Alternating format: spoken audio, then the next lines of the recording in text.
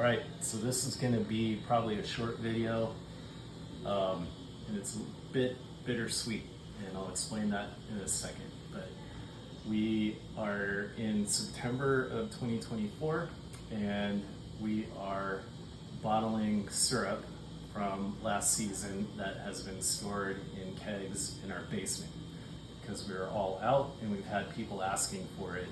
So before I sell whatever I have left as bulk syrup, I figured we'd bottle off some more and have some for Christmas. And I said this is a little bit bittersweet, and that's because it's a little exciting. This is the first time I'm ever bottling completely by myself. This is already finished syrup. It's been filtered and ready to go. So all you have to do is heat it up and get it into bottles. But the bitter part comes because the first time I'm doing this on my own is because my friend and partner, Mark Bowers, unfortunately passed away about a month ago from pancreatic cancer. And up until now, I have used his finishing operation to do all my bottling. So, a little sad, but at the same time, it's kind of cool. I kind of getting forced to have to do it myself. And I've got this Smoky Lakes, I think it's 13-gallon bottler that I bought used last year. Never actually used it, so I got to take it out and clean it up. And here we are. In our actual kitchen in our house, so this is not up at the cabin. I was a little bit scared to do it because I don't want to get syrup all over everything, including the ceiling and the walls and everything, but I think this is working out okay. Instead of using the propane heater, I actually have taken the bottler and put it directly on our stove, and it seems to be working okay.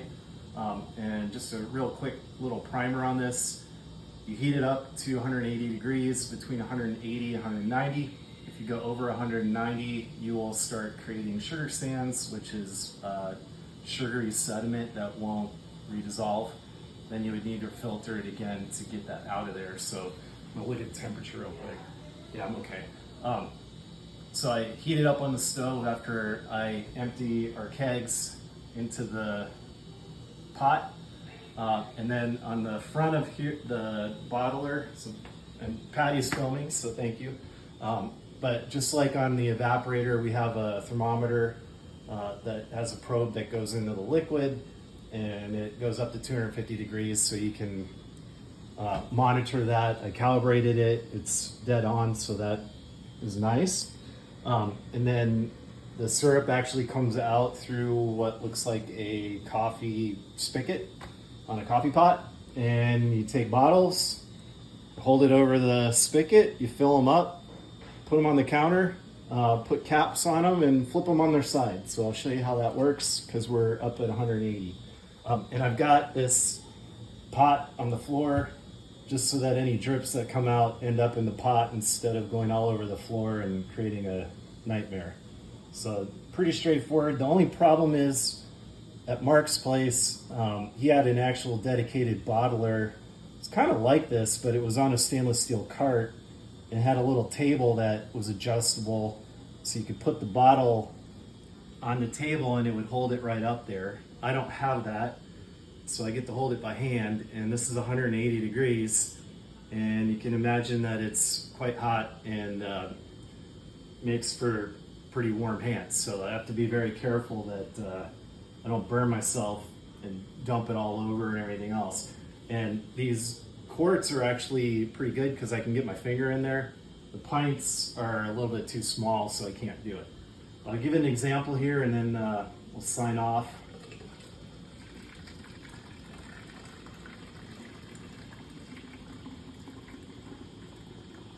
It's a little bit frothy.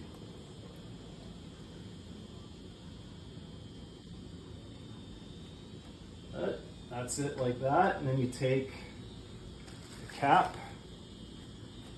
These are just like caps you would get with a milk bottle. And the way these, I always wondered how these worked. So y'all know the rings that are on here. Well, there's a teeth on the bottle. So when you tighten it down, the teeth grab the sealing ring, and when you open it, they pop off. And I was doing one earlier, and I misaligned the cap, so I tried to back it off and fix it, and it popped off the seal. So this one will be our syrup to use, since I can't sell that to somebody else. But I've now filled this up. I tip it on its side, and the reason for that is any bacteria or anything that would be in the bottles or on the caps is going to be killed at, I think it's 140 degrees based on what I've read. The standard canning practice is to go to 180 so that you're well above that temperature that kills bacteria. So technically you shouldn't have to go to 180, but that's what you're supposed to do. So you fill this up, and because the liquid is hot, it's going to kill anything in the bottle. And this is non-perishable stuff here, so it's different obviously if you're dealing with like dairy or meat or something. But then you tip them over on their side for about a minute, and that allows the hot liquid to hit the cap in the top of the bottle and kills anything that would be up in that area.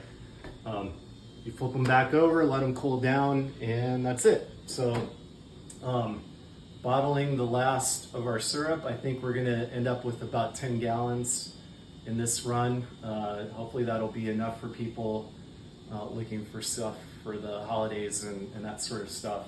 And then I think I have about 20 gallons left in the basement, and that's gonna more than likely get sold this week as wholesale bulk syrup that will go to some of the guys that run bigger operations. So hopefully that was informative and not too long-winded, but again, bittersweet. I miss my friend.